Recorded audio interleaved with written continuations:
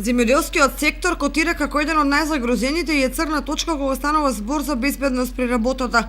Во последниот период евидентни се несреќите на полските патишта на поле, а често и при транспорт на земјоделски производи и во сезона на сеча и превоз на дрва се случуваат сообраќајки со потешки последици.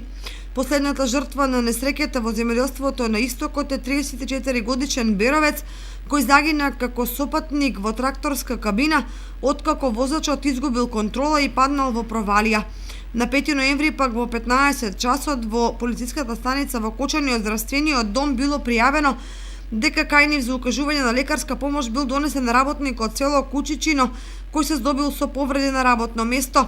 Експертските анализи за овој проблем посочуваат дека македонскиот земјоделец се уште не е доволно едуциран за мерките за заштита при работа на поле. Провали. Возачот изгубил контрол, добил со повреди на работа и паднал во провали.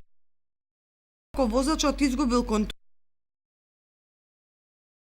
и паднал во провали. И за тоа сметам дека треба да се прават дополнителни обуки на земјоделците и да се разговара повеќе за заштита и безбедност при работа, затоа што кога ќе се спомене заштита и безбедност, се помислува за заштита при работа во некој објект, во затворен објект, во некоја фабрика, меѓутоа многу малку се разговара за заштита и безбедност при работа кај земјоделците. Кога земјоделецот ќе излезе од објектот, од еден до друг, од нивата до објектот, например, каде што го остава, каде што го одложува возилото, може да направат, може да се случат икс работи, икс незгоди, не да може да се случат, меѓутоа како и да е, треба земјоделецот да биде едуциран.